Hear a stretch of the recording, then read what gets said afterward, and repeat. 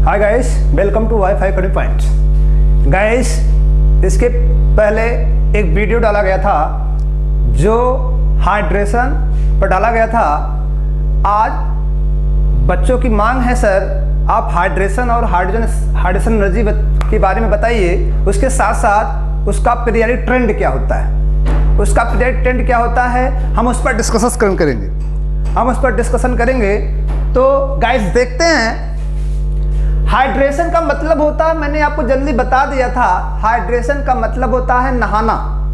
Hydration का मतलब क्या होता है? नहाना।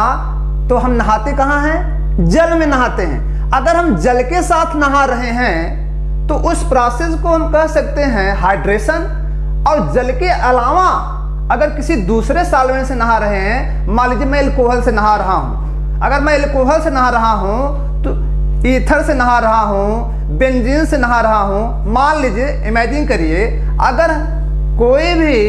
अगर आप नहाने का जो प्रोसेस है, अगर जल को छोड़कर आप किसी दूसरे सॉल्वेंट से नहा रहे हैं तो वहां पर एक प्रोसेस डेवलप होता है जिसे कहते हैं सॉल्वेशन। लेकिन सॉल्वेशन तभी डेवलप होगा जब आयन हो, कोई आयन हो, और उस आयन को उस सॉल्वेंट में जब डुबोया जाए तो सॉल्वेंट के मॉलिक्यूल आप पॉजिटिवली चार्ज वाले उसको क्या कर लें? घेर लें। क्या कर लें? घेर लें, उसे पॉजिटिव चार्ज घेर लें। और ये घेरने का पावर किसी भी वाटर या अदर सॉल्वेंट का आयन का घेरने का जो पावर होता है उस आयन की नाभिकीय आवेश दैट इज न्यूक्लियर चार्ज पर निर्भर करता है। तो न्यूक्लियर चार्ज पर जब निर्भर करता है, दैट इज डिपेंड करता है, तो सबसे पहले तो हम ये जानना चाहेंगे कि जो न्यूक्लियर चार्ज होता है वो किस पर डिपेंड करता है। तो गाइस आप सिंपली वर्ड में जानते हैं, न्यूक्लियर चार्ज जो डिपेंड करता है वो नाभिक से इलेक्ट्रॉन की दूरी पर डिपेंड करता है। जैसे मान लीजिए इलेक्ट्रॉन के लिए हम बात करें तो नाभिक से इलेक्ट्रॉन की दूरी पर डिपेंड करता है। तो सामान्यतः अगर हम लोग देखें, भी आयन की हम बात कर रहे हैं, अगर भी हम लोग जलीय आयन की बात नहीं कर रहे हैं, हम आयन की बात कर रहे हैं। अगर आयन को हम देखें तो हमारे पास जो ये आयन दिखा गया है, ये जो हमारे पास आयन दिखा गया है, लिथियम, सोडियम, पोटेशियम, रुबिडियम और सीजियम, ये समानता आयन है। अगर इस समानता आयन को देखा जाए तो ये आयन क्या होता है? 1s में रहता है। ये किस में रहता है? ये आपका जो आयन होता है ये किस में रहता है? 2p में रहता है। और ये आयन किस में रहता है? 3p में रहता है। और ये आयन किस में रहता है? 4p में रहता है। और ये आयन किस में रहता है? 5p में रहता है। तो समानता आप देख पा रहे हैं, नाभिक से इसकी दूरी बढ़ रही है। जब नाभिक से दूरी बढ़ रही है तो आप समझ सकते हैं कि नाभिक से दूरी बढ़ने का मतलब न्यूक्लियर चार्ज घट रहा है। न्यूक्लियर चार्ज क्या हो रहा है? घट रहा है, क्योंकि इस इलेक्ट्रॉन को ये नाभिक इतना आसानी से खींच नहीं पाएगा सापेक्ष लिथियम।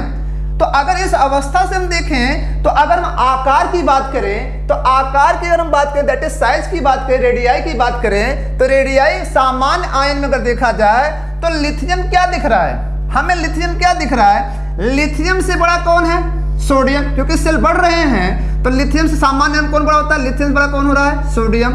सोडियम से बड़ा कौन हो रहा है? पोटेशियम। पोटेशियम बड़ा कौन हो रहा है? रुबिडियम। और रुबिडियम से बड़ा कौन होता है? सीजियम होता है। तो आयन अवस्था में हम लोग देख रहे हैं कि क्या हो रहा है कि ये पीरियडिक ट्रेंड अगर देखा जाए तो पीरियडिक ट्रेंड में आप सभी को पता होगा ये एक ग्रुप है, ये एल्कली मेटल का ग्रुप है, लिथियम से कहा? सीजियम। तो अगर हम ग्रुप में टॉप टू बॉटम चल रहे हैं, दैट इज ऊपर से नीचे चल रहे हैं, तो जो आयनिक रेडियाई है वो बढ़ रही है।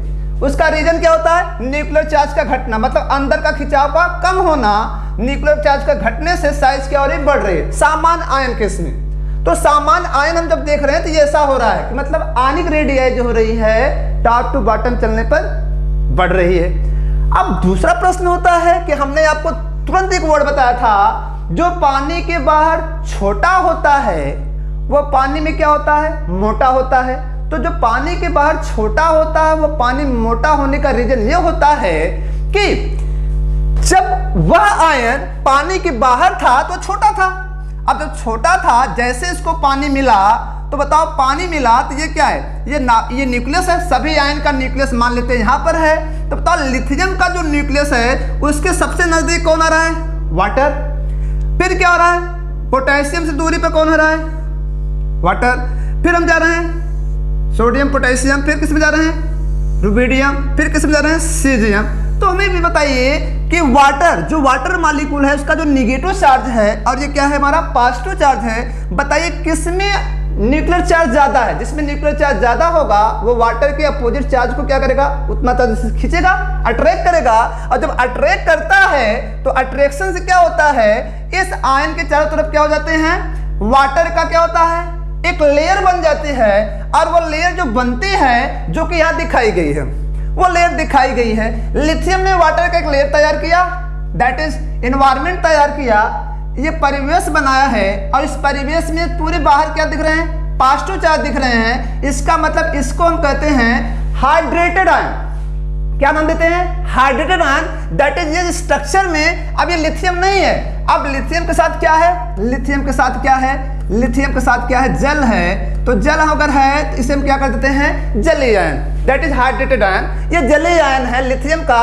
और लिथियम क्यों ज्यादा वाटर को सराउंड कर रहा है, क्योंकि उसका नाभिकीय आवेश क्या है, ज्यादा है। लेकिन सीजियम का देखा जाए ये नाभिकीय आवेश कम है, वाटर मॉलिक्यूल क्या कर रहा है, कम अट्रैक्ट कर पा रहा है, जिसके कारण क्या हो रहा है, इसका जो परिवेश है, सीजियम इक्वस का जो परिवेश है वो परिवेश में कैसा दिख रहा है, छोटा दिख रहा है, छोटा दिख रहा है। तो हम ये देख पा रहे हैं जो सामान्यतः आयन पानी के बाहर बड़े होते हैं वो पानी में क्या होते हैं, छोटे होते हैं, जिसका कारण होता है नाभिकीय आवेश का कम होना। जिसका नाभिकीय आवेश कम होगा वो वाटर मॉलिक्यूल को क्या कर पाएगा, कम घेरेगा। इसे सामान्यतः मैंने एग्जांपल बताया था कि छोटे बच्चों को एक लिमिट वाटर में और बड़े बच्चों को एक लिमिट वाटर में, एक फिक्स वाटर में अगर नहलाया जाए तो छोटा बच्चा तो आसानी से नहा लेगा वाटर से, लेकिन बड़े वाले क्या होगी, वाटर कम नहला पाएंगे। क्यों, क्योंकि उसमें क्या, उसका साइज क्या है, बड़ा है, तो वाटर कम लग पा रहा है। लेकिन हम ये भी जानते हैं आज ठंडी का दिन है, ठंडी के दिन में हम क्या करते हैं, जब हम लोग नहाते हैं, जैसे मान लीजिए हाइड्रेशन के जस्ट बाद एक वर्ड आता है, अगर हम लोग हाइड्रेशन आयन को देखें तो हाइड्रेशन आयन में बताओ, ये तो सामान्य आयन की त्रिज्या हो गई, रेडियाई हो गई।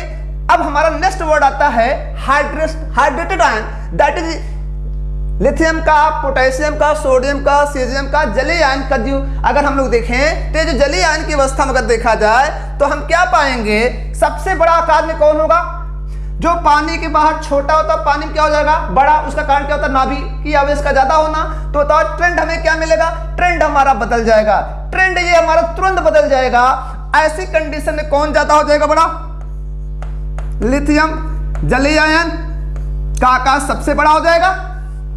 फिर किसका होगा, सोडियम जलीय आयन का, दैट इज इक्वल सोल्यूशन जिसे आप कह सकते हैं। फिर कौन होगा, जस्ट बाद कौन होगा, पोटेशियम का जलीय आयन। अब पोटेशियम जलीय आयन से बड़ा कौन होता है बताओ, रुबिडियम का जलीय आयन, रुबिडियम का जलीय आयन। और रुबिडियम के जलीय आयन से भी सब छोटा कौन होता है, सीजियम का जलीय आयन। कौन सा, सीजियम का जलीय आयन, क्योंकि वो पानी के बाहर क्या है, बड़ा है, इसलिए क्या है, पानी के अंदर वो छोटा है। तो इसे हम कहते हैं हाइड्रेटेड आयन, जैसे जलीय आयन। तो हम क्या पा रहे हैं, सामान्य आयन क्या होते हैं, अगर सामान्य आयन एल्कली मेटल में देखा जाए तो टॉप टू बॉटम चलने पर रेडियाई बढ़ गई, साइज बढ़ गई।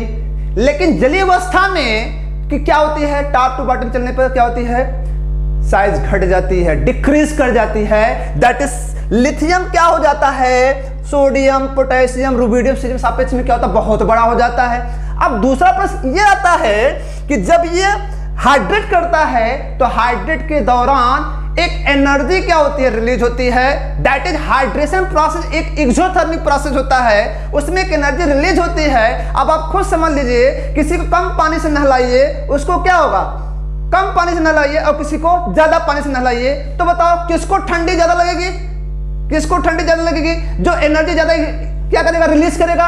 तो जो एनर्जी ज्यादा रिलीज करेगा, बताओ पानी सबसे ज्यादा कौन नहा पा रहा है, कौन आयन नहा पा रहा है, सबसे ज्यादा कौन नहा रहा है, लिथियम आयन को पानी ज्यादा घेर रहा है। अगर जब पानी ज्यादा घेर रहा है तो ये सबसे ज्यादा एनर्जी क्या करेगा, रिलीज करेगा।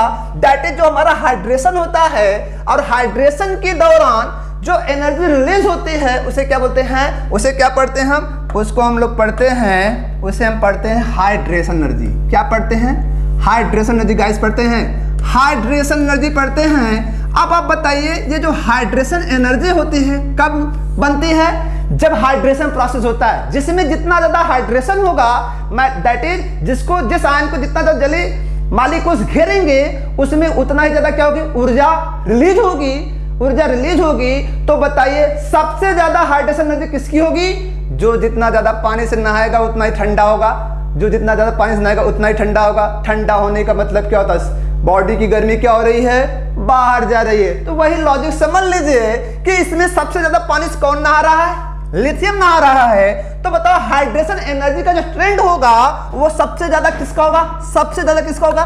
लिथियम का ही होगा। और सबसे कम किसका होगा? सीजियम का होगा। तो हम कह सकते हैं सीजियम इक्वस से ज्यादा हाइड्रेशन एनर्जी किसकी होती है?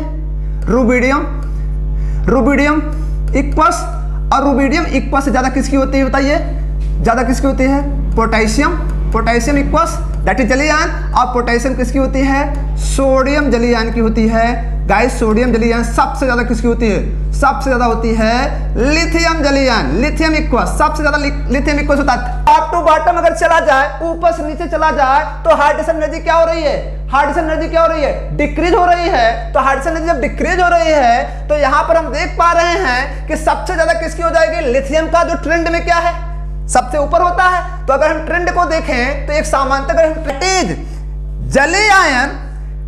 जलीय आयन का जो ऑर्डर होता है वही उसकी क्या होती है? हाइड्रेशन एनर्जी का ऑर्डर होता है। मतलब लिथियम से सीजियम तक चलने पर जलीय आयन की हाइड्रेशन एनर्जी क्या होती है? कम हो जाती है। लेकिन गाइस ये ध्यान दीजिएगा, ये किस पर डिपेंड करता है? नाभिकीय आवेश पर डिपेंड करता है। अगर यही प्रश्न हम लोग किस पर कर दें? एल्कलाइन अर्थ मेटल पर कर दें। किस पर कर दें? एल्कलाइन अर्थ मेटल पर कर दे गाइस। तो हमें पता है एल्कलाइन अर्थ मेटल क्या करता है?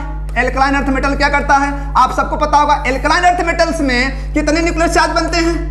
2 न्यूक्लियर चार्ज होते हैं। और 2 न्यूक्लियर चार्ज होने का मतलब आप समझ सकते हैं कि एल्कली मेटल कितने होते हैं? 1 न्यूक्लियर चार्ज सामान्यतः अगर होते हैं। तो न्यूक्लियर चार्ज सबसे ज्यादा किसमें है? किसमें सबसे ज्यादा है? एल्कलाइन अर्थ मेटल्स में है। एल्कलाइन अर्थ मेटल्स में जो आयन सबसे छोटा होता है वो कौन होता है? Beryllium double plus. कौन होता है? Beryllium double plus. तो बेरिलियम डबल प्लस बहुत छोटा होता है। और सबसे बड़ा कौन होता है? बेरियम डबल प्लस क्या होता है? आयनिक अवस्था में सबसे बड़ा होता है। इन आयनिक अवस्था में सबसे बड़ा होता है। बेरियम डबल प्लस आयनिक अवस्था में बड़ा होता है। और बेरिलियम डबल प्लस क्या होता है? आयनिक अवस्था में क्या होता है? छोटा होता है। लेकिन जलीय अवस्था में जो पानी के बाहर छोटा होता है वह पानी में क्या होता है? उतना ही क्या होता है? मोटा होता है गाइस। उतना ही मोटा होता है गाइस। उतना मोटा होता है। तो जलीय अवस्था में अगर हम लोग देखें तो क्या होगा? जलीय अवस्था में सबसे बड़ा ट्रेंड कौन होगा?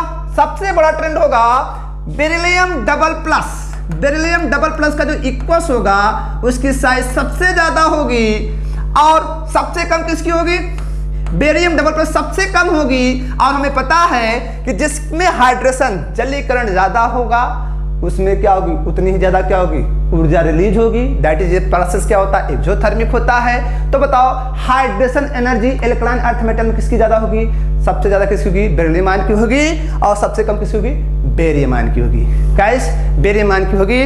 तो गाइस अगर ये वीडियो आपको अच्छा लगा तो इस पर कमेंट करें, शेयर करें। अगर आपको किसी भी वीडियो में कहीं पर भी कोई प्रॉब्लम होती है तो इस पर आप कमेंट करें। उस प्रॉब्लम का सलूशन आपको दिया जाएगा। वाई 5 एकेडमी पॉइंट्स उस प्रॉब्लम का सलूशन आपको देगा।